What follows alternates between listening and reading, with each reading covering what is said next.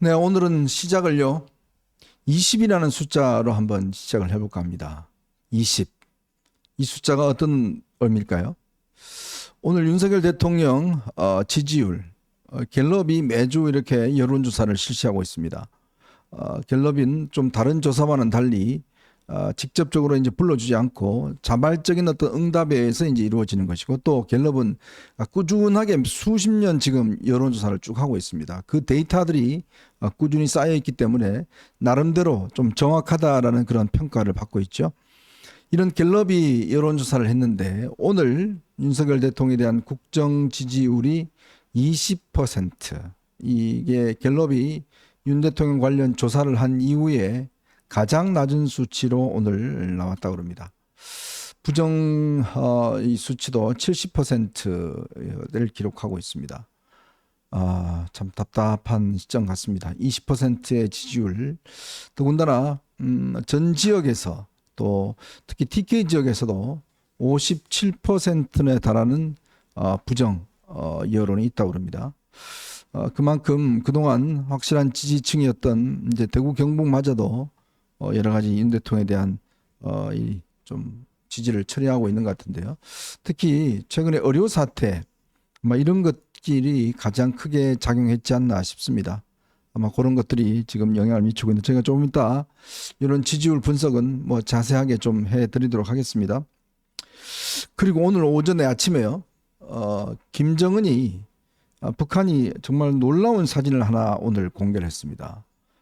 뭐냐면 김정은이 우라늄 농축 시설을 직접 가서 저렇게 사진을 찍어서 오늘 북한이 노동신문 등을 통해서 오늘 공개를 했습니다.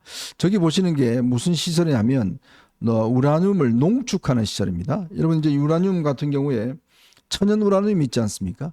이 천연 우라늄은 북한이 이 광산이 있습니다. 북한이 천연 우라늄이 꽤 많은 지역입니다. 세계적으로. 그래서 이게 연료가 꽤 많습니다. 근데 그거를 그냥 핵무기로 쓸 수는 없습니다.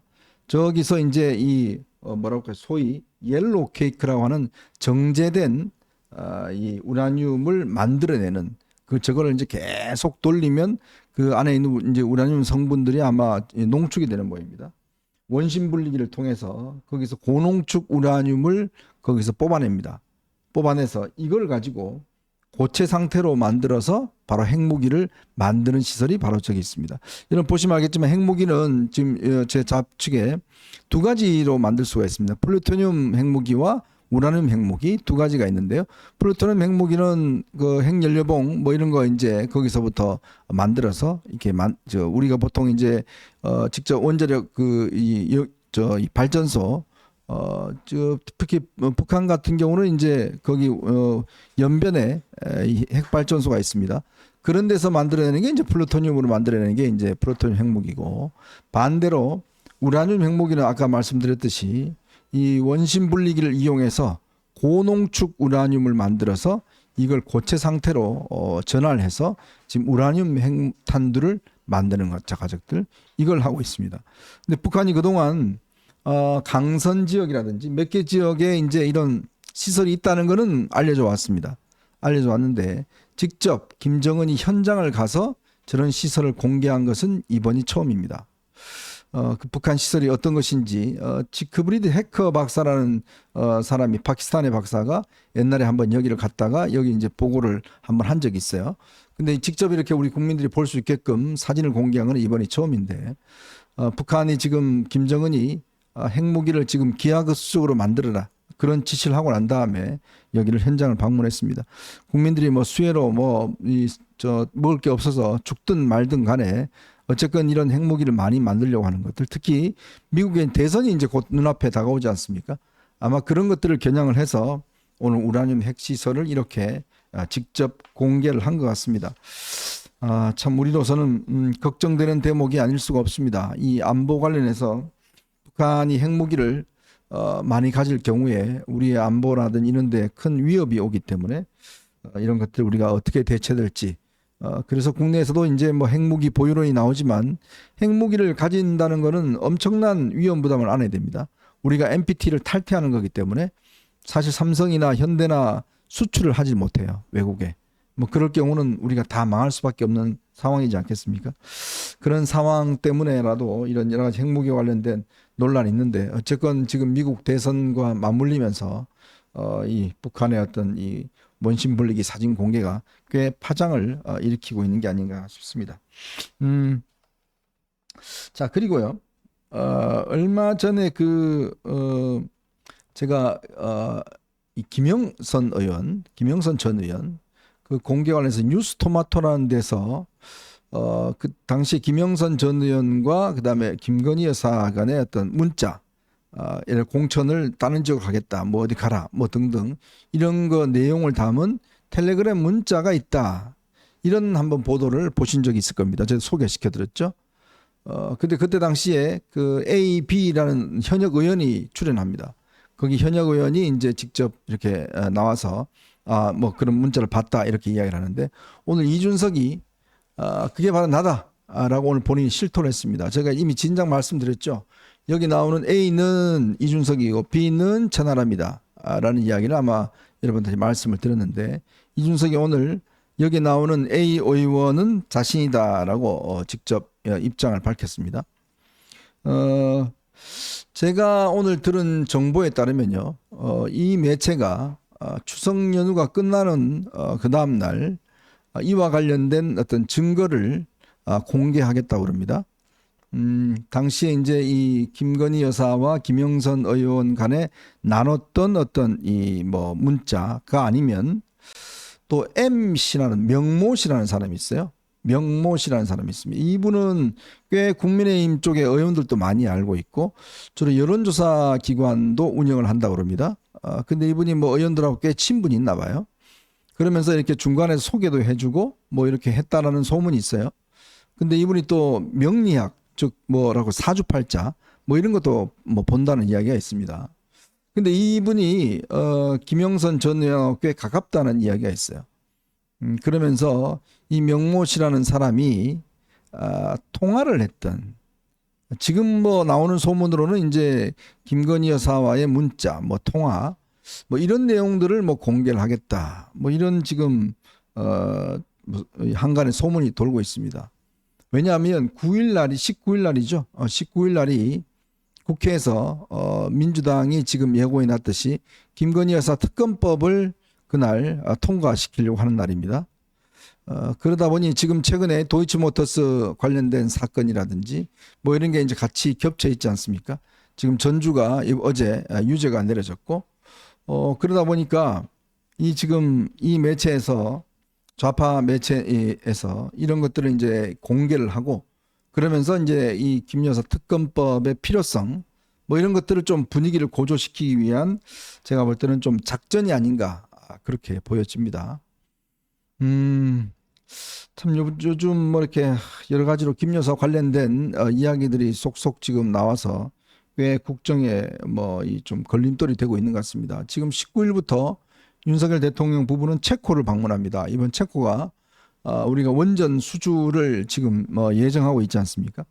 또 그런 중요한 또 외교 일정이 있는 시점이고, 또 국회에서는 이제 김건희 여사 특검법이 통과되는 날이고, 이제 그러다 보니 또 이 보도가 모르겠습니다. 아직 정확히 어떤 내용인지 제가 구체적으로 보진 않았지만 어쨌건 그런 지금 소문은 돌고 있다는 거. 그래서 아마 그런 분위기를 좀 띄우기 위한 그런 게 있는 것 같습니다. 결국 또 아마 추석 연휴가 끝나면 또 한 번에도 정치적인 논란거리가 또 새롭게 등장할 가능성이 있지 않는가라는 것 때문에 꽤 우려가 되는 그런 시점입니다.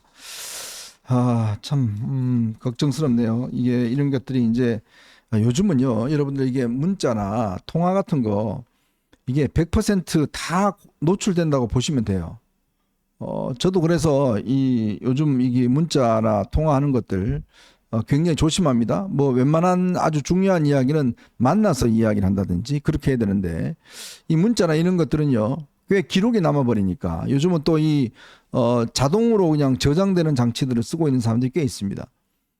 그러다 보니 아무래도 이제 윤석열 대통령과 김건희 여사께서 일반인들하고 많은 정화 통화를 하시는 것으로 알려지고 있죠. 자, 그러다 보니 이게 이제 상대방 입장에서는 내가 대통령하고 또 아니면 영부인하고 통화하는 사람이야. 뭐 이런 걸 좀 과시하고 싶은 사람이 있는 모양이에요. 그래서 그걸 녹음을 해 둔다는 거죠. 이제 그러다 보니까 그게 이게 공개가 되면 또 여러 가지 이제 좀 뭐라 그럴까요? 좋지 않는 그런 상황이 벌어지고 지난번 서울의 봄, 서울의 소리 거기에 통화 내역도 마찬가지 그런 상황이었던 것 같습니다. 그래서 꽤 부담이 많이 되는 그런 상황이 아닌가 싶습니다. 어쨌건 뭐 한번 추석 연휴 끝나고 난 다음에 어떻게 전개될지 저희들 뭐 지켜볼 수밖에 없는 그런 상황인 것 같습니다.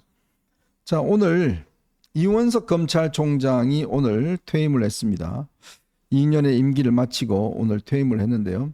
이원석 총장은 오늘 퇴임 인사에서 이렇게 이야기했습니다. 지금은 사회 여러 영역에 해결해야 할 문제를 검찰과 사법에 몰아넣는 가히 소용돌이의 사법시대다. 유리하면 환호하고 불리하면 침뱉어서 검찰을 악마화하고 있는 현상이 심화됐다. 이렇게 이야기를 했고요. 또 검찰이 세상사 모든 일을 해결해 줄 맞는 키라고 여기는 사람들과 검찰을 악마화하고 있는 사람들, 양측으로 받는 비난과 저주를 묵묵히 견디고 소명의식과 책임감으로 버텨온 시간이다 라고 이야기를 했는데 솔직히 아쉬움이 많이 남습니다. 저는 이원석 총장한테 꽤 기대를 많이 했었거든요. 근데 아마 많은 분들께서 좀 실망을 한 측면이 분명히 있을 것 같아요. 특히 이제 이재명 대표 사건에 대한 구속영장 기각 문제라든지 그다음에 문재인 대통령에 대한 수사 문제라든지 뭐 이런 것들이 좀 우리가 기대했던 만큼 이루어지지 않았나 생각이 드는데 조금 전 우리 정영진 변호사님 오셨습니다. 네. 차 많이 막히죠? 시내가 지금 네. 명절 앞이라는 걸 제가 생각 못하고 네. 조금 더 일찍 나왔어야 되는데. 맞습니다. 이게 꽤 네. 많이 막힙니다. 어떻게 보세요? 우리 이원석 총장 오늘 뭐 이렇게 퇴임식을 하면서 이렇게 이야기를 했는데 저는 개인적으로 꽤 아쉬움이 있어요. 그 이원석 총장이 부장검사 때까지는 굉장히 잘했어요. 네, 마이크 좀 앞으로 대시고요. 네.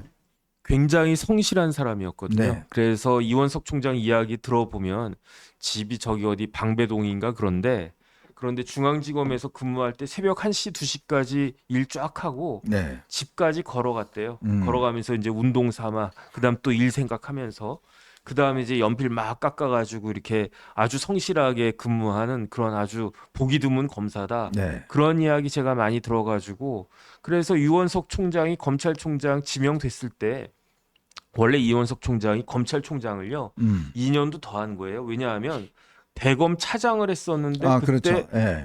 총장이 없었어요. 대행을 했죠, 그죠? 그 대검 차장으로 검찰총장 직무 대행하다가 아예 그냥 당신이 총장 해라 해가지고 다른 사람들보다 검찰총장 역할을 더 오래 했단 말이에요. 네. 그러니까 이렇게 성실하고 또 사람도 바르다고 생각을 했고 그래가지고 뭔가 실적을 잘 내겠지라고 생각을 했는데 지금 여러 가지로 아주 패착을 너무 많이 뒀다 저는 그런 생각이 들고요. 네. 왜냐하면 이재명 대표는 그렇게 집요하게 자신의 범죄 혐의로부터 벗어나려고 그렇게 온갖 별별 희한한 수를 갖다 다 썼는데 네. 그 이원석 총장 어땠습니까? 실질적으로 이재명 대표를 도와준 꼴이 됐어요. 네. 왜 어떻게 도와줬습니까? 대장동만 해도 지금 같은 상황이면은 대장동 건만 해도 재판 한 3, 4년 걸릴 거란 말이에요. 거기에다가 백현동을 얹혔어요. 그러면 3, 4년 걸릴 게 6, 7년 걸린다는 이야기고 성남 FC까지 얹혔어요. 그러면은 7, 8년 걸린다는 이야기고 거기에 위례까지 있지 않습니까? 그러니까 1심만 가지고 최소한 7, 8년 이상 걸리게끔 구조를 그렇게 만든 거예요. 그러니까 예컨대 다 이걸 갖다가 쪼갰으면 그럼 야당이 비난을 했겠죠. 야, 그러면 재판 도대체 어떻게 하라는 이야기냐? 왜 남의 사정을 왜 그렇게 봐줍니까? 여기서도 하고 저기서도 하고 그러면 일주일 내내 재판받게 되는 거는 그거는 범죄를 저지른 사람의 숙명일 수밖에 없는 것이다. 네. 그다음에 제가 제일 황당하게 생각하는 거는 제가 개인적으로 이원석 총장이 굉장히 비겁하다고 생각하는 거는 김건희 여사 사건 관련해 가지고 네. 그거를 왜 수사심의위원회에 보냅니까? 수사심의위원회에 보낼 만큼 그게 굉장히 어렵고 아리까리한 그겁니까? 네. 이거는 진짜 로스쿨 학생들도 충분히 이해할 수 있을 만큼 간단한 사건인데 네. 이거를 수사심의위원회에 딱 보낸다는 거예요. 제가 딱 어떤 느낌이 들었느냐. 야, 이거는 이원석 총장이 자기 임기 중에 해결하지 않으려는 거 아닌가. 저는 그런 의심이 들었어요. 결론은 그렇게 됐네요. 그죠? 왜냐하면 수사심의위원회 한다라고 하면서 뭐 수사심의위원회 구성하는데 뭐 한 달 걸린다 그러면 그러면 임기 끝나겠네. 그러면 안 될 것 같은데. 근데 다행히 이원석 총장이 수사심의위원회 빨리 구성했단 말이에요. 네네. 그래서 그건 아니고 적어도 이번 주 내에는 그 결정을 갖다가 하겠구나라고 생각을 했는데 그런데 왜 갑자기 뜬금없이 최재형의 수사심의위원회하고 엮는다라고 하면서 그거를 9월 말 정도에나 결정이 나게끔 하겠다 이렇게 합니까? 이거는 누가 봐도요. 이원석이 자기가 결정 내리기 싫다. 자기 손에 물 묻히기 싫다. 이런 이야기 아니겠습니까? 네. 저는 그렇게밖에 이해가 안 되고요. 더 심각한 문제는 뭐냐면 이거를 후임 총장이 심우정 총장인데 이제 심우정 총장이 검찰총장으로서 임기를 시작해야 되는데 산뜻하게 시작해야 되잖아요. 가벼운 마음으로 시작해야 되잖아요. 그런데 거기에다가 모래주머니를 갖다가 묶어놓고 그리고 자기는 쓱 떠난 거 아니겠습니까? 그러니까 심우정 총장은 취임하자마자 한 달도 안 돼가지고 김건희 여사 관련해서 불기소할 수밖에 없고 네. 그 다음에 최재형 목사 관련해가지고는 기소할 수밖에 없고 왜냐하면 최재형 목사 관련해서는 다 혐의가 진짜 로스쿨 학생만 돼도 다 아는 거거든요. 이거는. 그러면은 그 민주당에서 뭐라고 그러겠습니까? 김건희 여사는 봐주고 최재형 목사에 대해서는 탄압한다 이렇게 이야기하지 않겠습니까? 그 다음에 심우정 총장이 그 휘문고등학교 나왔어요. 네. 근데 지금 그 세간에 무슨 말 돌고 있습니까? 지금 뭐 조금 관심 있는 분들은 다 뭐 봤을 수도 있는데 김건희 여사 오빠가 휘문고등학교 나왔어요. 네, 맞아요. 공교롭게 둘이 그 고등학교 동기예요. 그런데 김건희 여사 오빠는 이과고 그 다음에 심우정 총장은 문과이기 때문에 뭐 저희 때만 해도 요즘은 이제 학생들이 많이 줄었다고 하는데 심우정 총장이 70년생이니까 대한민국에서 인구가 제일 많은 그 애들이 제일 많이 태어난 게 70년생이잖아요. 그러니까 그때 휘문고등학교 뭐 최소한 1000명 이 정도 됐을 거란 말이죠. 그러니까 아는 애들만 알고 그냥 다 알 수가 없는 그런 상황이었을 거고 그 다음에 문과하고 이과는 더군다나 같은 반도 안 됐을 테니까 잘 알지도 못했을 텐데 안 봐도 비디오입니다. 이거는 저기 그 김건희 여사 그 오빠랑 또 엮어가지고 말을 만들게끔 되어 있는데 왜 그 이원석 총장은 나가면서까지 저렇게 하고 나가나 저는 도대체 납득이 되지가 않습니다. 네. 이 문제는 좀 양론이 있는 것 같아요. 수사심의위원회를 그래도 여는 게 또 한편 깔끔하게 하는 것들이 좀 필요할 것 같다라는 견해도 있고 우리 정 변호사님처럼 이거는 할 필요가 없는 부분이다라는 그런 부분들도 존재한다는 거 말씀을 드리겠습니다. 자, 그래서 지금 우리 심우정 검찰총장이 출범하는데 출범하면서부터 큰 숙제를 깨어났습니다. 이 도이치모터스 사건과 관련해서 어제 판결이 있었습니다. 그래서 그 전주라고 하는 사람, 손모씨라고 하는 사람에 대해서 1심에서 무죄를 했는데요. 2심에서는 이 부분에 대해서 유죄를 내렸어요. 근데 이제 이 문제가 김건희 여사하고도 또 연결되는 문제여서 그래서 오늘 우리 정익준 변호사 나오셨기 때문에 이런 부분에 대한 법리적인 좀 문제점들을 오늘 좀 집중적으로 파헤쳐 보도록 하겠습니다. 자, 그리고요, 오늘, 한동훈 대표, 오늘 여러 가지 행사가 있었습니다만은, 이제 추석 전에 여야 의정을 띄우기 위해서 정말, 고군분투하고 있습니다. 자, 이런 상황에서 윤석열 대통령의 지지율이 20% 집권 이후에 최저 지지율이 나왔습니다. 자, 과연 이 사태를 어떻게 우리가 풀어나가야 될지. 그리고, 이 문재인 전 대통령이 재산 신고를 했을 때 현금이 없었어요.